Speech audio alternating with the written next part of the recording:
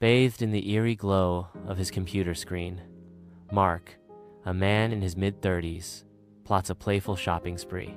Unleashing a mischievous grin, Mark secretly fills his virtual cart, hinting at a surprise for his girlfriend, Sarah. Sarah remains unaware at work, while Mark orchestrates his surprise.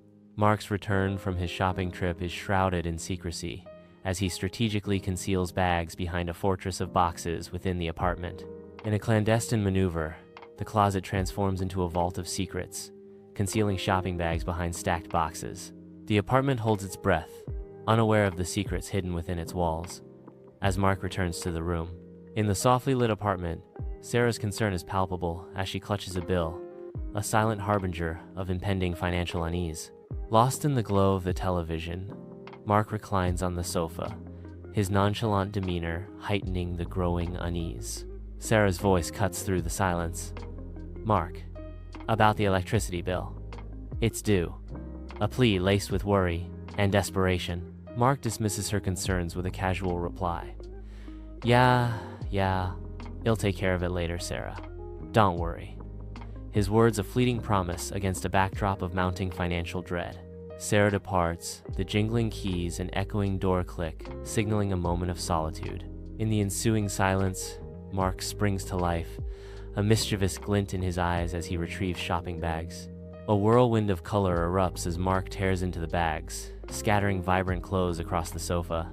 Adorned in his newfound wardrobe, Mark strikes flamboyant poses, lost in admiration before the mirror. His face is animated with glee as he revels in his playful transformation. Dressed impeccably, Mark revels in his reflection, striking a pose of pure self-admiration. The piercing sound of Sarah's key shatters Mark's moment of vanity, plunging him into a whirlwind of panic. In a frenzy of desperation, Mark frantically conceals his secret, his every movement betraying a frantic attempt to erase evidence. As the door creaks open, Mark races against time, the hidden secret about to be revealed. Sarah, weary from a long day, steps into the apartment, her entrance met by an unspoken tension hanging in the air. She observes Mark's disquiet, yet a silent decision seals her lips, masking her curiosity beneath a veneer of composure. In the quiet apartment, Sarah opens the refrigerator to reveal a stark emptiness, a silent testament to their dwindling resources.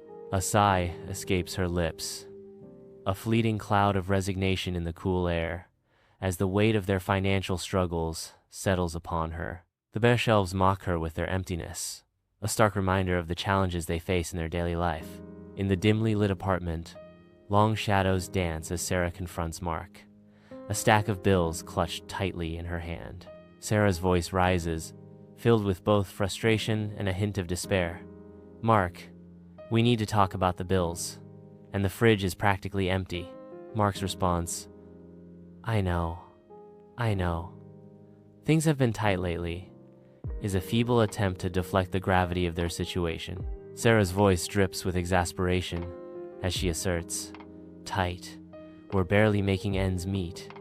You promised you'd be more responsible." Mark's hollow promise, "I will. I promise.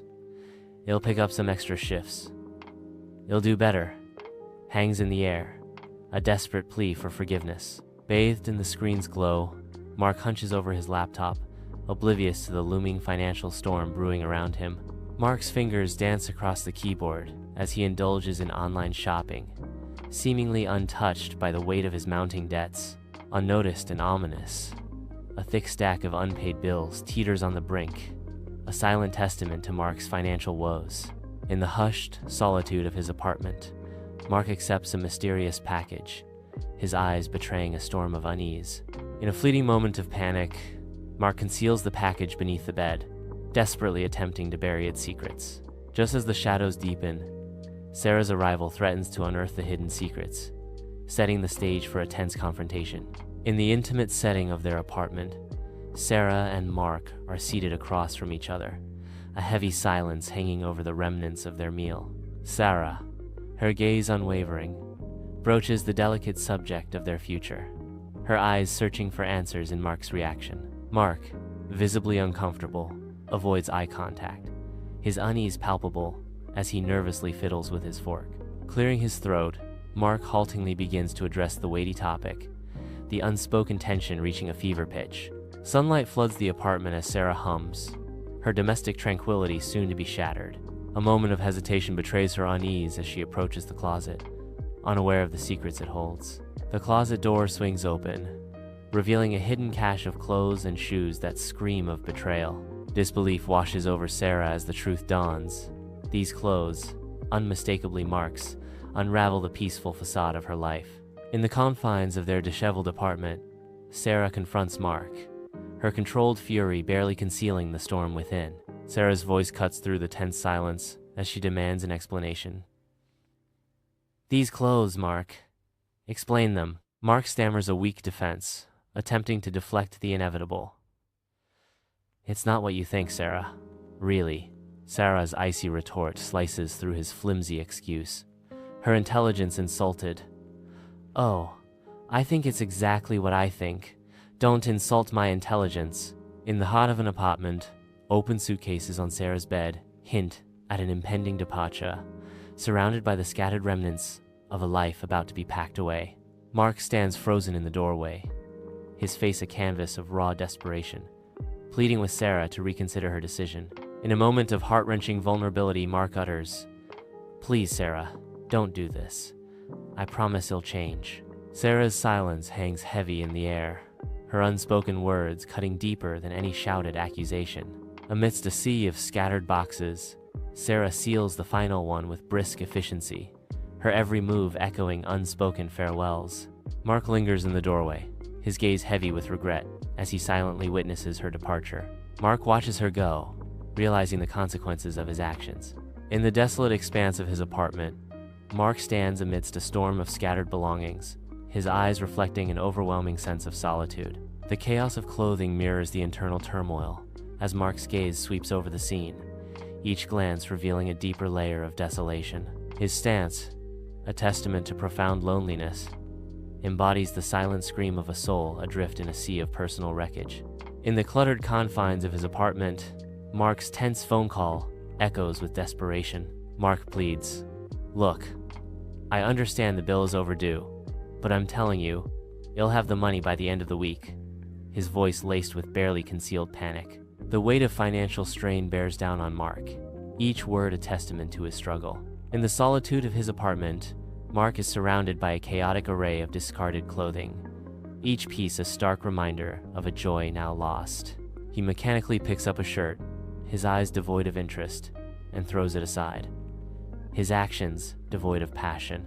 As he gazes at his reflection, a chilling wave of shame washes over him, leaving him paralyzed. Bathed in the soft light of day, Mark confronts the ghosts of his past as he sorts through his wardrobe, each garment a memory. In a moment of poignant reflection, Mark pauses, holding a faded t-shirt as if it were a fragile relic of days gone by. With a decisive gesture, Mark casts the t-shirt into a donation box, symbolizing a chapter closed and a future embraced. Amidst the organized chaos of a donation center, Mark stands resolute, sunlight painting a serene tableau of goodwill. Sunlight spills through the window, creating a dance of light and shadow that highlights the solemnity of the act. Under the dim glow of a solitary lamp, Mark is absorbed in a financial abyss. His brow furrows in frustration as he confronts the stark reality of his bank statement. Beside him, a chaotic budget is scattered with desperate calculations, each line a testament to his struggle. In the quiet solitude of his apartment, Mark immerses himself in work, his focus unwavering. The world fades as Mark becomes one with his tasks. In the intimate setting of his small apartment kitchen, Mark stands with unwavering focus at the stove, a beacon of determination amid the quiet night. Surrounded by the tools of culinary creation, Mark meticulously orchestrates a symphony of flavors, his every move a testament to his dedication. The kitchen transforms into a sanctuary of concentration as Mark immerses himself in the art of cooking, his brow furrowed with intent. The apartment is bathed in sunlight as Mark meticulously restores order to his chaotic living space. Each item finds its rightful place as Mark infuses the room with a newfound sense of serenity. The gentle hum of domesticity fills the air as the apartment undergoes a profound transformation. In the quiet of the night, Mark finds solace in the soft glow of a lamp, lost in the pages of a book. The gentle rustling of pages punctuates the silence, each turn bringing Mark deeper into the story. A peaceful tableau unfolds as Mark immerses himself in literature, the world outside fading away. Bathed in morning light, Mark meets with a financial advisor in a sun-drenched coffee shop. The financial advisor, a beacon of knowledge, prepares to guide Mark through the financial labyrinth. Mark, hopeful yet apprehensive, braces himself for the financial realities that await. Bathed in the ethereal glow of a monitor, Mark's face is a canvas of concentration as his fingers dance across the keyboard, fueled by the night's relentless energy. The battlefield of his desk, littered with the casualties of ambition-empty coffee cups and scattered paper stels, the silent story of a night consumed by relentless pursuit. In the quiet intensity of the night, Mark embodies unwavering resolve, his every keystroke echoing a silent vow to see his side project through to completion. Mark navigates through the labyrinthine aisles of a thrift store, each turn revealing a trove of pre-owned relics. Amidst the chaos, Mark's hands unearth a worn-out chair, its faded glory whispering tales of past lives. With a decisive gesture, he adds it to his burgeoning collection, each item a testament to a new beginning. In his dimly lit apartment, the only source of light is the laptop screen, casting an eerie glow on Mark's face as he grapples with remorse. Mark's voice cracks with regret as he softly pleads, "Sarah, I'm so sorry for how I acted. I know an apology isn't enough, but I truly regret it." His words hang in the air, heavy with the weight of unspoken emotions and the hope for forgiveness. Bathed in the cold luminescence of his laptop, Mark hunches over his desk, his brow furrowed in a symphony of concentration. The scattered notes and overflowing coffee cups whisper tales of relentless preparation, each detail meticulously crafted for a new job opportunity. In the softly lit apartment, Mark sits on the couch, his face alight with hopeful anticipation as his phone rings, cutting through the silence. Mark answers the phone, his hopeful expression blossoming into a broad smile as he hears the life-changing news. The simple act of answering the phone transforms Mark's night as he discovers he got the job. Amidst a sea of scattered boxes, Mark prepares to embark on a new chapter, packing away pieces of his life. Clothes and books, whispers of memories, lay exposed, awaiting their journey to a new abode. Each item carefully placed into the boxes. Echoes of past experiences fill the room as Mark prepares to leave behind one life for another.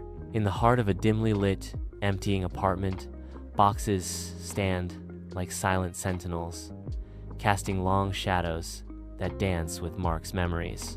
With a tender touch, Mark traces the worn-out wall, his wistful gaze lost in echoes of laughter, tears, and whispered secrets. In a poignant farewell, Mark whispers, "Goodbye, old friend. It's been a journey," his voice resonating with the weight of countless shared moments. Under the bright sky, Mark begins his new chapter, unloading boxes with a hopeful gleam. Mark pauses, a deep breath filling his lungs, his smile reflecting a world of possibilities. His gaze fixes on his new apartment building, a monument to new beginnings, bathed in the promise of a fresh start. Amidst a sea of unpacked boxes, Mark's determined gaze marks a fresh start in his new apartment. Each box whispers of past burdens, yet his eyes reflect a resolute hope for the future.